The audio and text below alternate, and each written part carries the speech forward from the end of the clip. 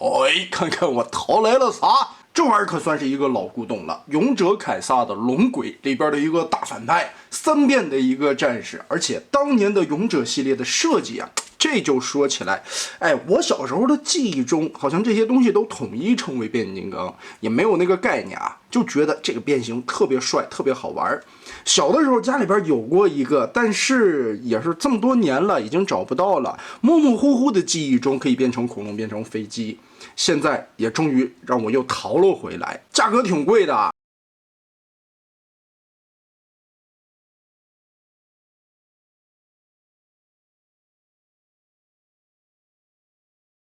而且前边有2个轮子，后边有1个轮子，这样去支撑的起落架。淘回来的这个品相还不错，所以缺了个件儿，也是看看后边能不能再淘一淘，找一找这些配件吧。可能是因为小孩子的问题啊，总觉得概念中这个东西个头特别大，没想到现在用成人的眼光看，飞机到尖儿也就是30公分，但是这款飞机的造型看起来还是非常帅的。80、90年代的老玩具啊，用料材质都是非常厚实的，很结实，而且整体拿起来其实还挺有分量的。身上的关节大部分都有齿轮定位，还是非常帅的。那我们来变成第1个形态，首先把这个尖儿翘起来，然后整个的180度旋转，顺着红色的零件，咔给它翻过去，翅膀往后折叠，爪子翻下来，锁到底都有那种定位的地方，咔吧把它扣上，这一块支棱开，这2个翻下来，好，就可以把它立在地上了。前肢从里边翻出来，这下边也是齿轮关节，起落架收好，腿部180度翻下来，翅膀、垂直尾翼和水平尾翼都叠好，脖子歪一歪，2个犄角立起来。最后一步，翻到背包，侧面有2个按钮，嘣儿，这里有弹射的背炮，给它折开，嘴巴是可以打开的。哦，很帅的一只，这个算是看这犄角像是牛龙的样子啊，哎，就变形完成了。小时候就特迷这个玩具，特别的喜欢，毕竟是3变嘛，小时候都是喜欢那种变得比较多的，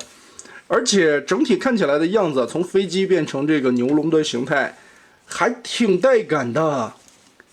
是不是？我尤其记忆特别清楚，小时候这款玩具是怎么来的。隔壁小朋友家里边有当时的那种头领战士的狂龙圆面，我以前就特别喜欢那个可以变成飞机、变成恐龙的玩具。然后后来呢，也是磨着家长去商场里边找啊，后来呢没找着狂龙，就找着了它。结果回来一看，哇，它比小朋友的那款更帅，而且也可以变成恐龙和飞机。当时就喜欢的不得了。现在长大了，在追这个情怀，想淘这款玩具的时候，我都不知道它叫个什么，也是在网上面来回查资料。但很多朋友们也知道，塔卡拉当时变形金刚和勇者系列这些模具都是混着用的，有很多角色，比如说六面兽了、顶天者了，到了勇者这边也都是换一个身份啊，但是就换颜色，包括头雕更换一下。那这一款据传说啊，是当年钢索的一个废案，是不是在传说中它后来也是钢索的一个后继机体？比如说在后边的作品里边也可以变成3变的恐龙战士。那这个想想就更帅了呀！哎，咱们把它变成人儿，2个腿炮卡起来，翻到底盘来，把这2个龙爪子前肢齿轮关节贴上来，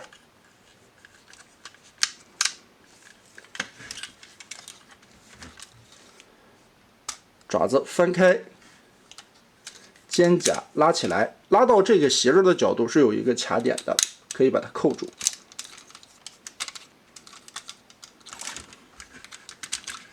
接着把这个龙头撸直，嘴巴关上，齿轮关节扣到胸甲上，左右打开，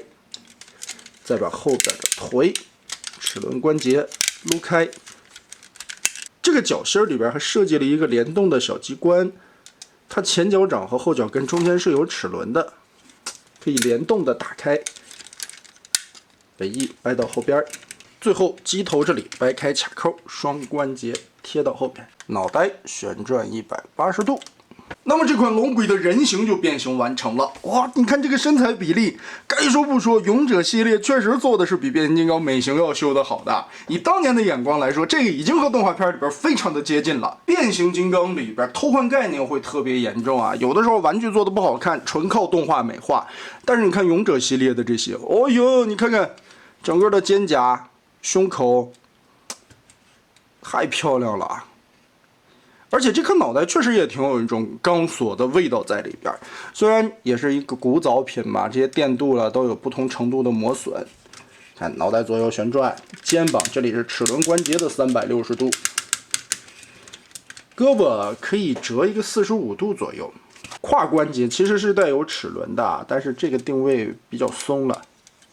膝盖这里是齿轮关节，屈腿的幅度还很大。变成人形到头顶高度23公分左右，当年的玩具来说，尺寸也算是不小了，而且整体的一个美术风格真的很漂亮。我觉得这玩意儿真的比变形金刚漂亮太多了，所以我概念中，哦，原来小时候玩的那么多玩具，好像勇者的东西也不少，毕竟都可以变形，也都是当变形金刚来玩的。尤其在90年代左右吧，勇者系列在大陆这边好像还有挺多的玩具的，正版的玩具也有很多，而且相对来说是要比变形金刚的正版要便宜好多的。在找这款的过程中，也看到了当时国产老弟的一些，有白的，有绿的那个。哎，我概念中我小时候买的那款，好像还真的就跟现在的这个颜色差不多啊，并不是那种花花绿绿的国产老弟配色，所以记忆也有点模糊啊，怀疑小时候买的那款可能就是个正版。而现在上手了这款复古的老古董以后，也是，哎，能想起来当年90年代的历历往事哇！这个就是老玩具带给我们现在的这些老家伙们的回忆吧。透过一款玩具回忆起当年的种种，其实这个东西也是非常美好的。尤其，哎，我记得特别清楚，小时候我就喜欢这么玩，耶！最厉害的是它还有个头，还可以上下的翘。哎，我小时候都经历了些啥？